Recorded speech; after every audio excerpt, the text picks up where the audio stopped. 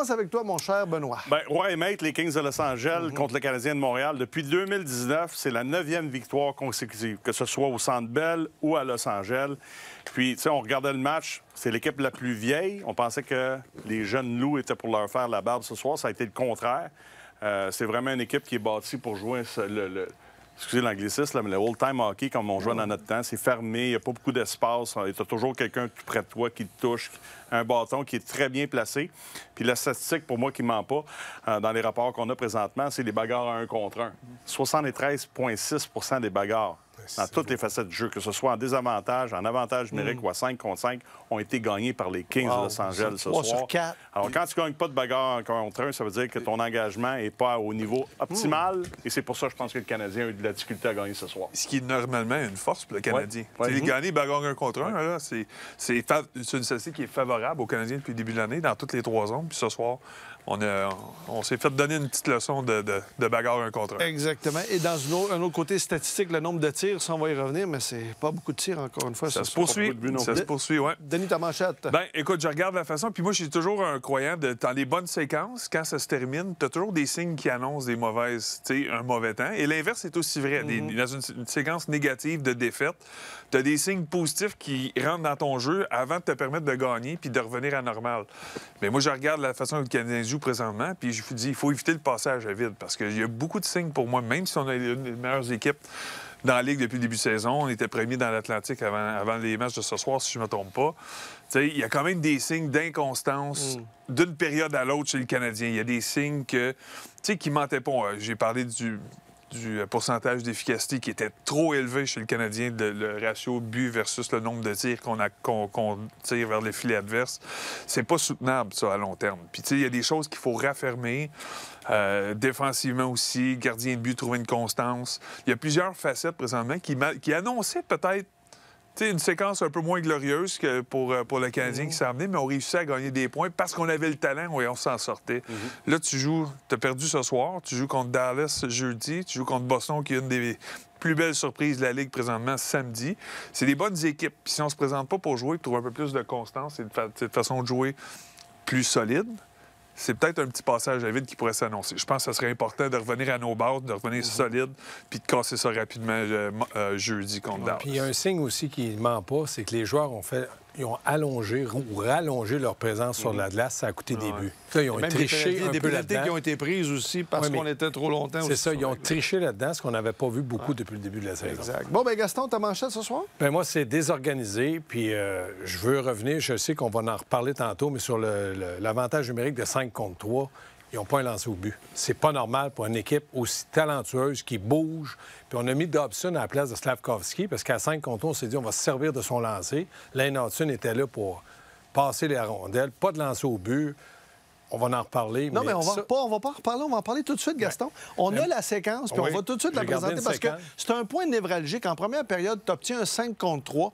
Tu déploies là, vraiment ta force de frappe. Tu remplaces, tu l'as dit, Slavkovski par Noah Dobson. Peut-être pour un tir. Bien, pour un tir, puis moi, j'aurais aimé... Moi, là, j'ai joué sur l'avantage numérique junior, puis en Europe tout le temps. À 5 contre 3, j'aimais être sur la ligne bleue, les 2 pieds sur la ligne bleue. Regardez Dobson, là, j'ai mis un cercle. J'aimerais ça qu'il reste là, puis qu'il bouge sur la ligne bleue, parce que les joueurs fonceraient un peu sur lui, puis on pourrait avoir d'un côté Caulfield, puis de l'autre côté Demidov pour faire un jeu. Là, on se place mal du côté du Canadien. On va être dans les lignes de passe, puis il n'y a rien qui s'est produit de dangereux.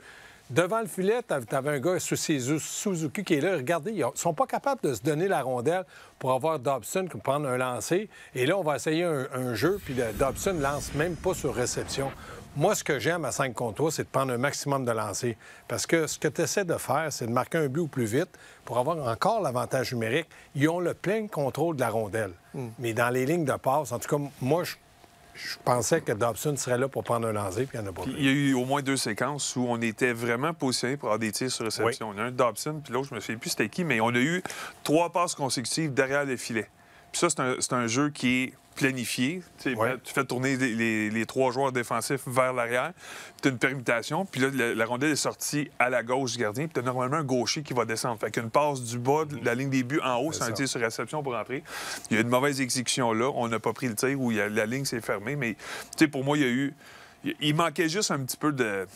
ce qu'on avait là, 3-4 matchs, quand Demidov est arrivé sur le premier avantage numérique, tout marchait, la synchronisation marchait, l'exécution était à son maximum. J'ai juste l'impression qu'on était pas aussi sharp aujourd'hui. Moi, je pense que ça va ramener tout le monde à la bonne place. Moi, j'aime la manchette aussi de Denis parce que, tu sais, le 5 contre 3, là, oui, le Canadien est terminé à 1-0 sur le but d'Anderson en fin de première période, mais on dirait qu'on n'est pas allé chercher le momentum. Tu sais, dans le match contre les Flyers, quand on est revenu, même s'ils l'ont perdu en tir de barrage, ton deuxième, ton quatrième but pour prendre avance, c'était l'avantage numérique. Tu sais, au niveau de l'exécution, on est là, mais tu peux pas toujours te fier sur ton jeu de puissance. Après ça, quand je dis que ça te rend humble, c'est de travailler à 5 contre 5, puis être organisé, puis mettre l'effort, puis être engagé. Tu sais, si on vient, on était ensemble samedi, là. Tu sais, contre le Mammouth, on l'a dit, là, ils ont joué une excellente troisième période, mais dans les deux autres, c'était juste correct. C'est vrai que si tu veux pas avoir un passage à vide, là, il faut que tu retrouves tes lettres de noblesse au niveau de l'effort, au niveau de l'engagement, puis au niveau d'une contribution, pas au niveau des points, au niveau de l'effort. La façon que tu vas jouer du début à la fin. Puis ça, je pense que ça manque depuis un petit bout de temps, mais le talent puis la profondeur a fait en sorte que le Canadien s'en est sorti avec un peu d'opportunisme. Là, il faut que ça change. Là, il faut vraiment que tu remettes tes bas de travail tu commences à jouer de la bonne façon. Et tu peux pas donner 3 buts en 4 minutes en début de période. Ça, on va y revenir parce qu'on dit qu'on a les premiers échos de vestiaire. Messieurs, on va l'entendre. Nick Suzuki à l'instant. I don't think there was like a specific point, but just thought we kind of lacked execution throughout the game, and thought we just lacked a little bit of aggressiveness in the D zone. Kind of just watched a little bit too much with them skating around the zone, and before even killing plays and getting the puck out of our end, we just seemed like a lot of time in the D zone tonight. It's never been easy against the Kings lately for you. How can you explain it? I don't know. I thought we did a lot for them tonight. I thought we were, turning pucks over, not executing, just giving it back to them, and thought, we still had a chance to come back in the game, and they weren't really. I didn't feel like they were breaking us down that much. Just got down and couldn't claw our way back. The other day, Marty talked about the game against Philly, saying that it was probably the worst of the season. How would you compare it tonight compared to Philly? I don't know. I don't know. I didn't know he said that, but I think we just kind of weren't executing. Like I said, I don't know. I can't really find another way to describe what just happened. So it's frustrating, and we gotta be a lot better with a good team coming in next. Bon, on lui a dit, Martin a dit après le match contre Philadelphie que c'était votre pire match de l'année. Il dit, est-ce que par rapport à ce match-là, je ne savais pas qu'il avait dit ça, mais il dit, ce que je vous ai dit, c'est qu'on a eu des problèmes d'exécution. En zone défensive, c'était difficile. On a eu de la misère à sortir la rondelle de la zone. Et on a aidé les Kings de Los Angeles ce soir, donc on a à se blâmer. Mais les Kings, ça reste une équipe qui peut être... Mais on a donné 3 buts, puis on va y revenir. Là, 3 buts... en 4 minutes 5 secondes en début de deuxième. Le premier, c'est un tir de Joel Edmondson de la ligne bleue. Est-ce que ça a été dévié? Est-ce que Montembeault avait la vue voilée? Après ça, un 6 contre 5. On passe 1 minute sur la glace sans être capable de toucher à la rondelle. Ça, c'est le but d'Edmondson, messieurs. Ça a redonné un peu, tu parlais de momentum, Benoît, ça a donné un peu de momentum aux Kings en début de deuxième.